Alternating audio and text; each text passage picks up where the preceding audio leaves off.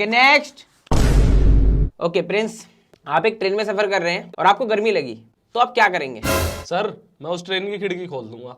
आपने ट्रेन की खिड़की खोली और उस खिड़की में से 130 किलोमीटर प्रति घंटे की रफ्तार से हवा अंदर आ रही है, तो वो ट्रेन का डब्बा कितनी देर में ठंडा होगा?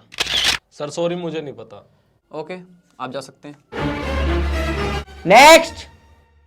भाई क्या पूछा? सो मिस्टर सचिन, आप एक बार बताइए, आप एक ट्रेन में सफर कर रहे हैं और आपको गर्मी लगी, तो आप क्या करेंगे? सर मैं अपनी कैप उतार दूंगा। अच्छा, और गर्मी लगी तो क्या करोगे? मैं अपनी जैकेट उतार दूंगा। अच्छा, और ज्यादा गर्मी लगेगी तो क्या करोगे? मैं अपनी टी शर्ट भी उतार दूंगा। और ज्यादा गर्मी लगी तो क्या करोगे? मैया कसम नंगा हो जाऊंगा, पर ट्रेन की खिड़की नहीं खोलूंगा। Okay next.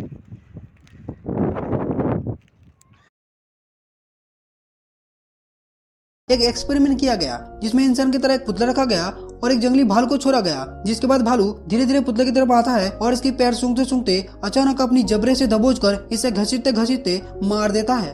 और अब आता है दूसरा तरीका, जिसमें वैसे ही एक इंसान की तरह पुतला रखा गया जो कि इस बार हाथ में आग लेकर खड़ा है, जिसके बाद इसे देखकर पहले तो भालू थोड़ा रुकता है और फिर पीछे से घूमकर इसे अपनी जबड़े से दबोचकर घसीटते घसीटते हुए इसे मार देता है। और फाइनली अब आता है तीसरा तरीका, जिसमें इस बार पुतले के गले में एक स्पीकर रखा गया, जिससे कि इंसानों की तरह चीखने की आवाज निकाला जा सके। और भालू आने के बाद जैसे ही स्पीकर से चीखने चिल्लाने की आवाज निकाला जाता है, भालू तुरंत वहां से भाग जाता है, जो कि इसमें कामयाब तो हुआ, लेकिन इसे दोबारा से देखने के लिए जब दूसरा भालू भेजा गया तो इस बार चीखने पर भी ये भालू इसे पछाड़ देता है और इसकी गर्दन ही तोड़ देता है, जो कि दोस्तों अगर बुर्ज खलीफा बिल्डिंग गिरी तो ये आसपास की बिल्डिंगों को ले डूबेगी, जो दुबई के लिए सबसे बड़ी तबाही होगी। लेकिन क्या ये सच में गिरेगी या नहीं, चलिए जानते हैं। दोस्तों ये तो आप जानते हैं कि दुबई पूरा रेगिस्तान में बसा है। बुर्ज खलीफा की नींव भी पहले रेगिस्तान पर डिजाइन की गई, जो तूफान या भूकंप से गिर सकती थी। इसलिए इसे बचने के लिए सरफेस के 43 मीटर नीचे 192 पाइल्स बनाए गए, जिससे बिल्डिंग मजबूत बनी रहे। इसके बाद बिल्डिंग के बीच में बना एक पिलर, जिसे हेक्सागोनल कोर कहते हैं, जो कि आयरन और कंक्रीट से बना है। यही नहीं, इस पिलर को मजबूत रखने के लिए इसके साइड में बटरेस वॉल को भी खड़ा किया गया, जिससे ये पिलर बैलेंस और होल्ड रहे। इसी पिलर के अंदर आपको पूरी बिल्डिंग का लिफ्ट सिस्टम भी देखने को मिल जाएगा। ये पिलर बिल्डिंग के सिर्फ 75% ही सपोर्ट करता है, क्योंकि ये बिल्डिंग 75% ही कंक्रीट से बनी है। बाकी की 25% भूकंप या तूफान से बचने के लिए इसे स्टील से बनाया गया। यही नहीं दोस्तों, बुर्ज खलीफा पर बिजली से बचने के लिए इसके टॉप पर बने खंबे में लाइट डिटेक्ट सेंसर लगाया गया, जो पूरी बिजली को ऑब्जर्व कर लेता।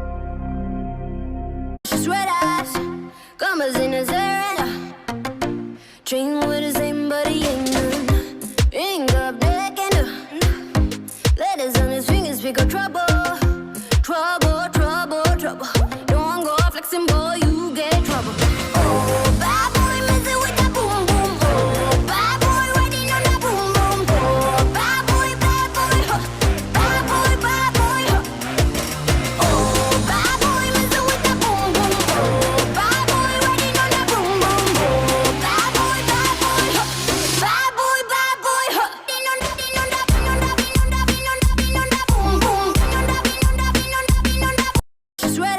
एक बार एक बत्तख ने किसी इंसान के खेत में 6 अंडे दिए।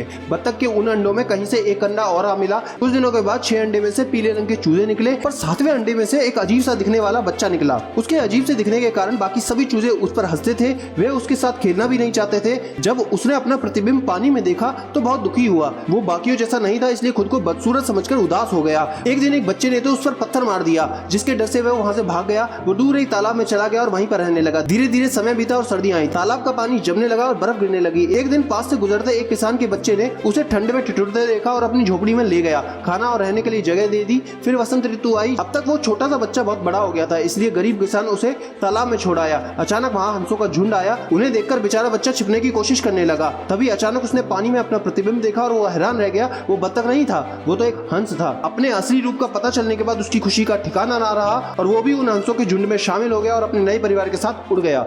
दोस्तों आखिर क्यों इस शेर के नाक से खून निकल रहा है मैं आपको बताता हूँ, लेकिन उससे पहले कमेंट बॉक्स में मुझे आप लोग ये बताओ कि आपने भी किसी को कभी मार मार के खून निकाला है। तो चलिए वीडियो को शुरू करते हैं। लेकिन ये दो शेर आपस में लड़ क्यों रहे हैं? वैसे तो नसीब वालों लोगों को ही असली का शेर देखने को मिलता है, लेकिन हमें तो यहाँ लड़ाई करने वाला शेर दिखाई दे रहा है। बहुत ज़्यादा मज़ा आ रहा है वीडियो में। अगला पार्ट चाहिए तो बता देना मुझे।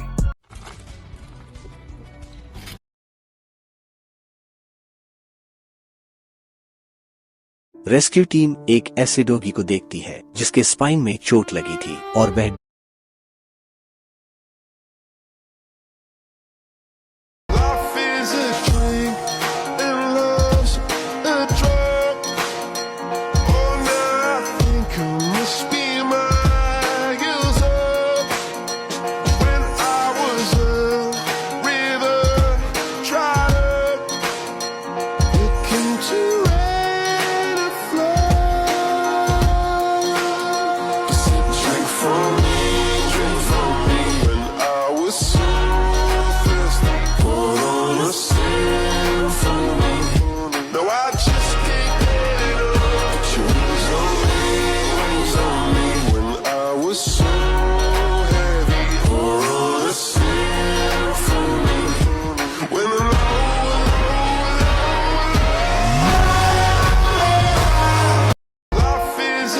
बाईस मई 2002 के दिन पूरी न्यूयॉर्क सिटी की नजर इस 100 फीट ऊंचे पोल पर थी, क्योंकि इस पोल पर खड़े डेविड ब्लेन नाम के इस शख्स ने अनाउंस किया था कि वो 35 घंटों तक बिना कुछ खाए पिए इस पोल पर सीधा खड़ा रहेगा।